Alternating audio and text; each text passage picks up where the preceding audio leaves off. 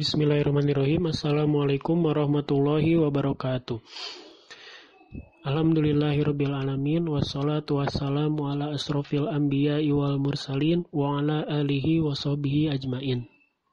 Asyhadu an la ilaha illallah wa asyhadu anna Muhammadan abduhu wa rasuluh. Allahumma shalli ala Muhammad wa ala ali Muhammad. Rabbi shrah li sadri wa yassir li amri wahlul 'uqdatam min lisani yafqahu qawli. Ibu dan Bapak yang dirahmati oleh Allah, pada kesempatan kali ini saya akan membahas mengenai sebab-sebab terkabulnya doa. Sebetulnya materi yang saya bahas ini masih nyambung dengan materi yang disampaikan oleh Pak Egi pada hari Selasa yang lalu. Baik, langsung dimulai saja ya Bapak dan Ibu. Nah, sebagai manusia, sudah barang tentu kita pasti memiliki keinginan.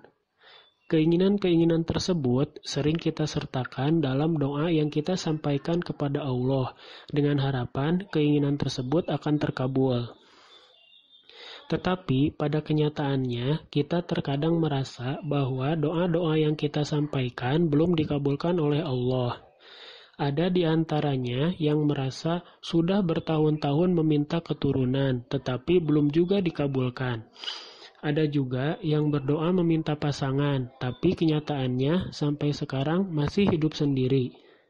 Serta doa-doa lainnya yang belum dikabulkan. Pada saat kondisi seperti itu, apakah kita pernah introspeksi diri, kenapa doa-doa kita belum terkabul? Atau keadaan tersebut malah membuat kita protes kepada Allah, bahkan terkesan menyalahkannya lantaran doa kita yang belum terkabul juga.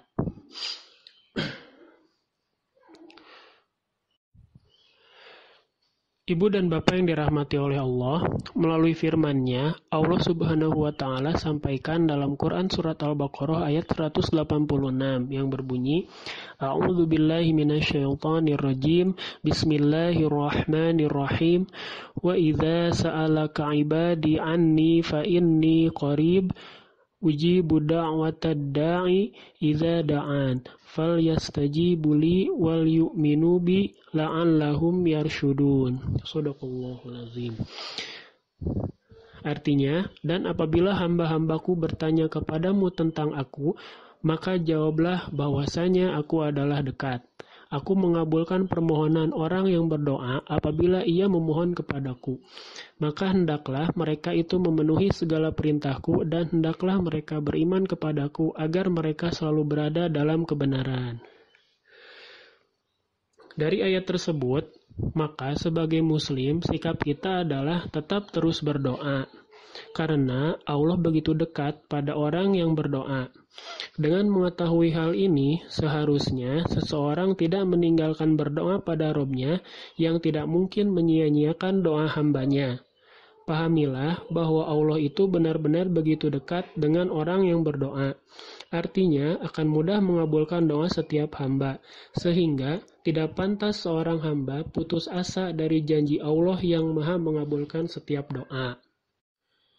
Selain itu, doa juga sebab utama agar seseorang bisa meraih impian dan harapannya, sehingga janganlah merasa putus asa dalam berdoa. Ibnu Qayyim rahimahullah berkata, doa adalah sebab terkuat bagi seseorang agar bisa selamat dari hal yang tidak ia sukai dan sebab utama meraih hal yang diinginkan. Kemudian, lantas apa yang menyebabkan doa-doa kita jadi sulit terkabul? Nah, dalam hal ini, Syekh Abdul Aziz bin Abdillah bin Baz rahimahullah berkata, ada beberapa faktor yang menyebabkan doa tak kunjung dikabulkan. Yang pertama, dosa atau maksiat yang sering kita lakukan. Jika diibaratkan, hati itu seperti telapak tangan. Setiap satu maksiat yang kita lakukan menyebabkan satu jari menutup telapak tangan kita. Begitu seterusnya, sampai seluruh telapak tangan tertutupi oleh jari jemari kita akibat dari dosa atau maksiat yang sering kita lakukan. Ketika maksiat sudah menjadi kebiasaan, maka doa-doa kita jadi sulit terkabul.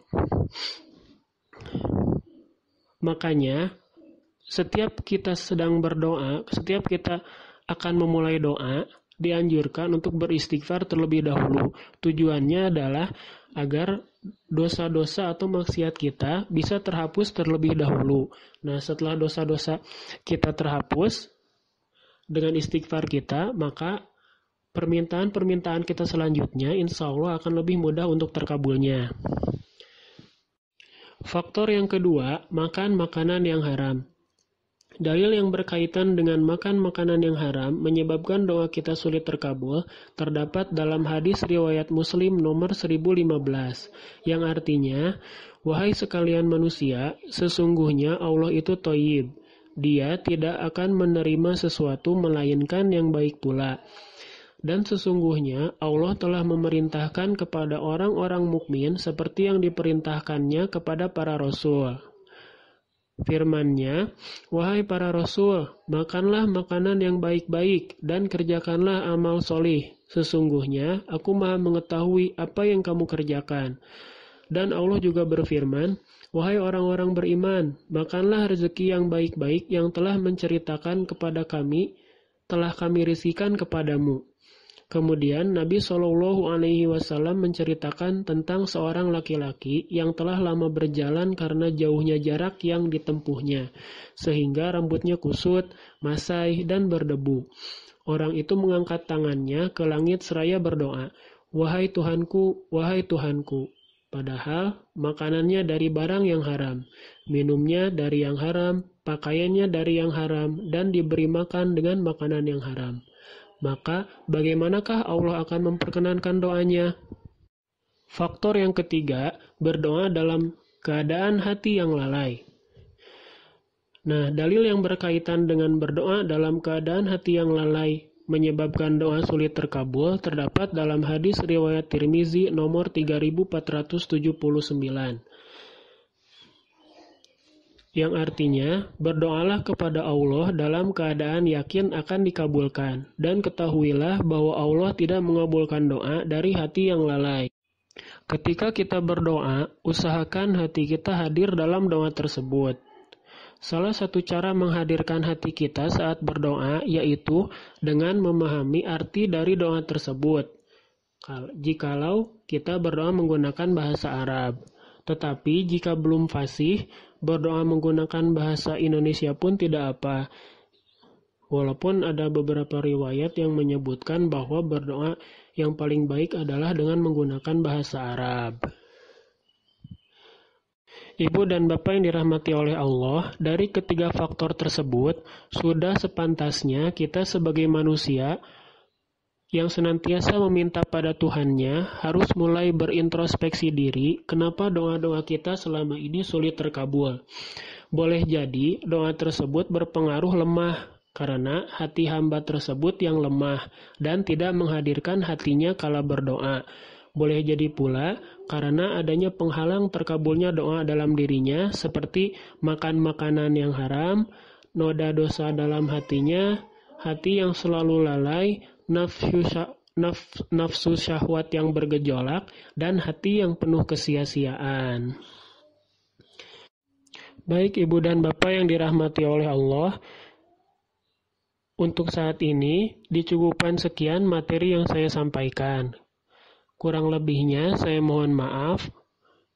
Terima kasih atas perhatiannya. Assalamualaikum warahmatullahi wabarakatuh.